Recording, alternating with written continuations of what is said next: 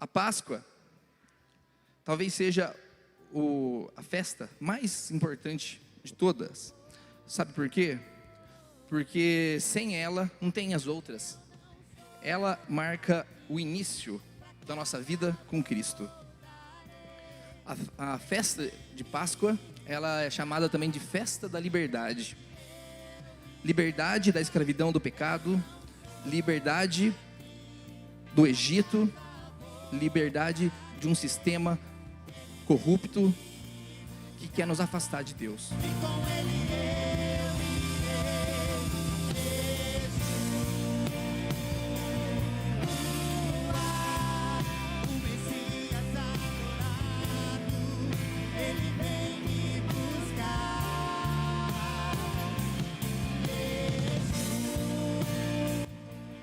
Não é à toa que Yeshua, ele iniciou uma nova aliança na mesa de jantar de Páscoa. O jantar de Páscoa que Yeshua celebrou com seus discípulos não era uma Páscoa nova. A Páscoa, que hoje a gente chama de Páscoa cristã, ela perdeu a sua raiz bíblica. Ela se tornou uma outra festa. E isso não é de Deus, isso é diabólico. Nós precisamos lembrar da Páscoa que Yeshua usou como simbolismo para representar, para ensinar o plano de Deus para o mundo. Quando a gente perde a conexão com o Antigo Testamento, o Novo Testamento ele perde a base. Você pode não comemorar. Ah, mas se eu não fazer isso eu vou para o inferno? Claro que não. Eu acho que o cristianismo hoje ele tem uma ideia muito assim, né? Ah, se eu fazer isso eu vou para o inferno? Não, então eu não vou fazer. Não é para isso. Se você não dá o dízimo aqui, será que você vai para o inferno? É claro que não. Mas você está obedecendo ao mandamento, porque você quer agradar a Deus, porque você quer ser luz do mundo. Então nós obedecemos o que está escrito na Bíblia, porque nós queremos ser como Yeshua, nós queremos ser os discípulos dele. Então eu vou passar, de uma forma rápida, alguns fundamentos básicos do que é uma Páscoa bíblica. Por que eu deveria celebrar a Páscoa? Eu fiz essa pergunta para mim quando eu estava fazendo esse slide, e eu cheguei nessa resposta aqui, ó. Porque é um mandamento. Porque ele manda, em primeiro lugar. Esse conceito de mandamento é muito, muito importante para a nossa vida cristã, no nosso dia a dia. Porque a gente não faz do jeito que a gente quer. Porque se você acha que você adora a Deus da forma que você bem entender, que o que vale é o coração, sabe o que você está fazendo? Você está se transformando numa pessoa maior do que o seu próprio Deus. Ah não, eu vou aonde eu quiser e Deus vai comigo. Será? Ele é seu cachorrinho para ir atrás de você, aonde é que você quiser ir? Ou é você que tem que andar atrás dele? E é você que tem que aprender como que ele deve ser adorado? Logo quando o sacerdócio foi implantado, Nadab e Aviú, os filhos de Arão, eles foram fazer o trabalho sacerdotal de uma forma que eles bem entenderam. Morreram na hora. Isso é uma lição pra gente, uma lição, que Deus não aceita fogo estranho na casa. E se você quer saber como que você tem que adorar Deus, é a palavra dele. Amém? Então, é porque é um mandamento. E será que está escrito no Novo Testamento isso? Para aqueles que querem, né? Sempre falar, não, se está no Novo é válido, se não está, não é válido. Olha só que Paulo fala em uma carta para Coríntios, para a igreja de Coríntios. Por isso, celebremos a festa não com o fermento velho. Pausa. Por isso, vamos celebrar a festa não com o fermento velho. Irmãos, fermento velho, porque naquela época, como é que funcionava? Será que tinha o pó royal? Será que tinha um fermento que a gente compra no mercado? Não, tinha um fermento velho. As pessoas que fazem pão, eles têm aquela levedura mãe, não sei, alguma coisa assim, não é? Que fica aquela levedura crescendo, aquele fermento crescendo. Hoje em dia é o pão chique, né? De fermentação natural. Então tem aquele fermento na casa. E quando eles vão fazer um pão, eles pegam lá uma mãozada daquele fermento velho, põe na massa, e aí eles fazem o pão.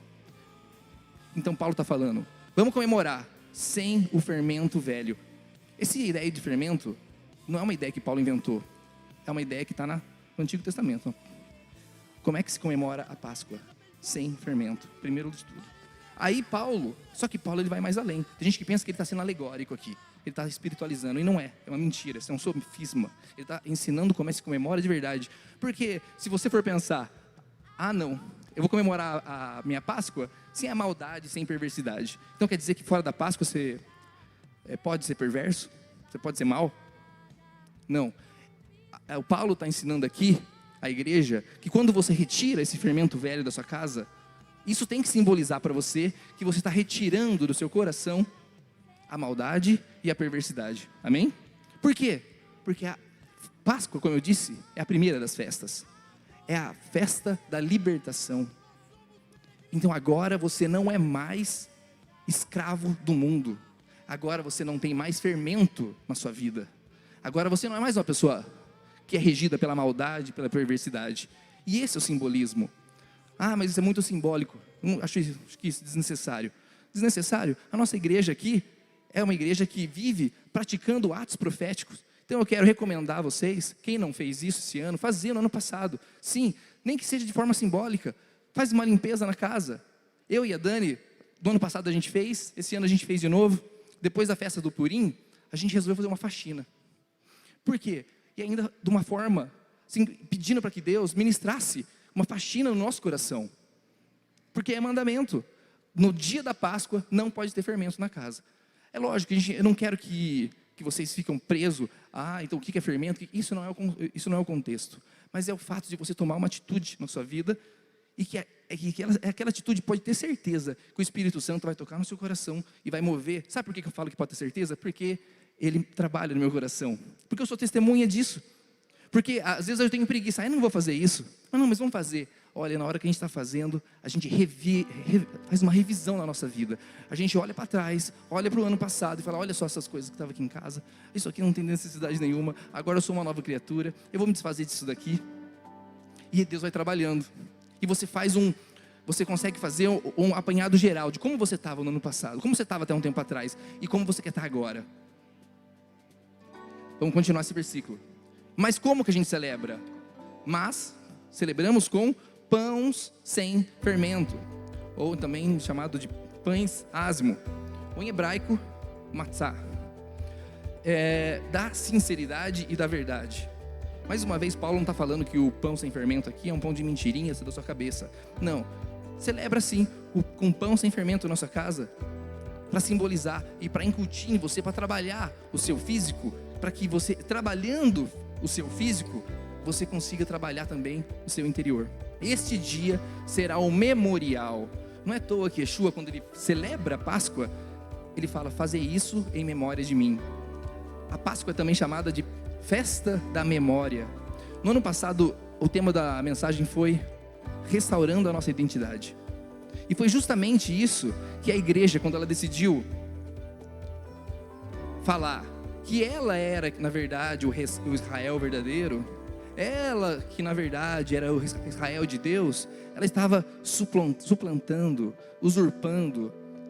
Ironicamente, o nome que Jacó tinha recebido, a igreja começou a querer se pôr no lugar, tomar todas as bênçãos para ela, mas só as bênçãos, as coisas que tem que fazer, a igreja não quis.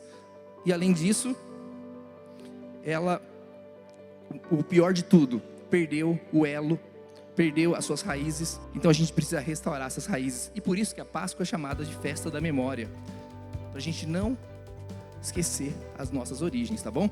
Então, esse dia será um memorial que vocês e todos os seus descendentes o comemorarão como festa ao Senhor. Comemorem-no como decreto perpétuo. Mais uma coisa, por que eu deveria celebrar a Páscoa? Agora a gente vai mais profundo um pouquinho. Porque é uma data de visitação. Com base no que eu falo isso? Em Gênesis 1, 14 e falo também em Levítico 23, 4 e 5. Em Gênesis 1, 14, muita gente não entende o que está falando ali. Eu vou ler para vocês. E Deus disse que haja luzeiros no firmamento dos céus, para fazerem separação entre o dia e a noite. E sejam eles por sinais, para estações, para dias e anos. Irmãos, a palavra estações, aí no hebraico, é moadim. Tá?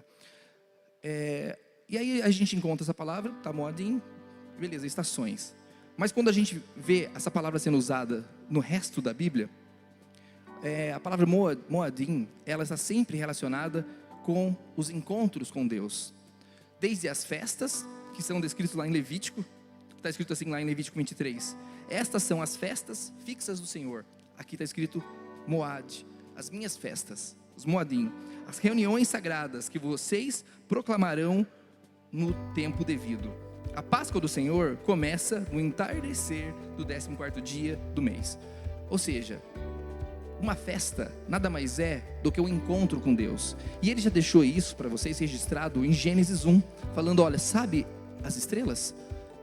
Pois é, eu estou deixando elas aqui com uma função, para que vocês não percam as datas marcadas comigo, porque eu trabalho com um ciclo. Todo ano eu vou ter datas marcadas que eu vou querer me encontrar com vocês. A tenda do encontro, o tabernáculo, sabe como é que ele é chamado em hebraico? Ohel Moed, significa exatamente tenda do encontro. Moed é a mesma ideia das festas, ou seja, são festas de encontro marcado. Não perca os encontros marcados com seu noivo, porque ele ministra de uma forma muito especial e muito singular em cada uma dessas festas. Todo ano podemos reviver os eventos vividos pelos israelitas no passado. E se fizermos, vamos entender o padrão que o Eterno trabalha. E isto pode nos ajudar a entender o agir de Deus nas nossas vidas e como Ele vai agir no futuro. Irmãos, Deus tem uma forma de trabalhar. Da mesma forma que Ele agiu no passado, Ele age hoje e vai continuar agindo. Quando você olha para os eventos da Páscoa, quando você olha para Moisés resgatando, sendo o redentor dos israelitas no Egito, você percebe que é igualzinho Jesus faz para resgatar a gente. E da mesma forma que Ele vai resgatar novamente. Então, se você está atento aos detalhes, se você vai buscar esses padrões que Deus trabalha, que Deus trabalhou no passado, você consegue entender como Ele vai trabalhar com você. E o que aquilo está significando para você? Qual que é o próximo passo? Você fica antenado. Se você perde essa conexão com a palavra de Deus, você está cego, você está no escuro. Você não sabe como Deus está trabalhando. Mas você tem um padrão, você tem uma forma que Deus deixou aqui para você se guiar, um mapa. Veja, eu coloquei aqui esse slide porque ele fala cada uma das festas. Qual que é o tema? A Páscoa, ela trata do quê? Redenção. A festa de pães ázimos, que por sinal já começou. Nós estamos na festa de pães ázimos. São 7 dias, logo quando acaba a Páscoa, começa a festa dos pães sem fermentos. 7 dias, sem fermento na casa, comendo pão sem fermento. E isso significa nossa purificação. Depois que você nasce de novo, depois que você recebe, depois que você é enxertado, recebe o Espírito Santo, você é enxertado no povo de Deus, agora é esperado que você se purifique. Agora é esperado que você seja diferente. Agora é esperado que você seja sal da terra e luz do mundo. Amém? Essa semana eu estava meditando sobre a ideia de sal da terra. Você já para pensar o que significa esse negócio de sal da terra? É um negócio esquisito, né? Parece que a gente não entende muito bem. Mas a ideia do sal é a ideia de preservar. E sabe por que nós somos o sal da terra? É porque nós preservamos a terra. Os santos preservam a terra. Porque se não houver santo aqui, se não houver o santo do Senhor, a terra é destruída. Do mesmo jeito que aconteceu com Abraão, quando os anjos foram destruir Sodoma e Gomorra, então Deus falou assim, eu vou destruir aquela terra. Ele falou assim, mas Deus, e se tiver ali pelo menos 40 santos? Tudo bem, então eu não vou destruir. Vocês percebem como é que Deus, do jeito que Deus trabalha no passado, Ele trabalha hoje? Vocês são aqueles que preservam a terra. Mas para isso nós precisamos salgar. Se a gente não salgar, não vale de nada, vai ser pisada. Entendeu? Entenderam? Precisa ser purificado, precisa ter mudança de vida. A igreja não está aqui para se adequar ao que está acontecendo na moda. A igreja não está aqui para ser progressista, para pensar diferente, para inovar. Não, a igreja está aqui para voltar, para ir para trás, para olhar para as veredas antigas e voltar para lá. Depois temos a festa das primícias, que fala dos primeiros frutos. Pentecostes fala da entrega da lei no Monte Sinai, mas também da entrega do Espírito Santo em Jerusalém. Depois nós temos o dia do toque do shofar, o Rosh Hashanah, que fala sobre arrependimento. Depois temos o dia da expiação, que fala sobre juízo. E depois a festa das cabanas, que fala sobre reino de Deus. Vocês percebem que isso festas que vai elevando o conceito, elevando o seu espírito. Você começa sendo redimido e você acaba lá no reino de Deus. Alguém aqui sabe o que significa Páscoa?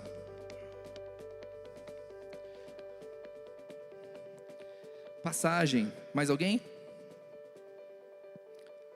É mais ou menos isso mesmo. Na verdade, Páscoa, ela vem da palavra hebraico que se fala Pessah. Como vocês estão sabendo falar? Pessah. Pessah pode ser traduzido como passagem, sim, como a gente vê na Bíblia, mas a raiz dela vem de pular.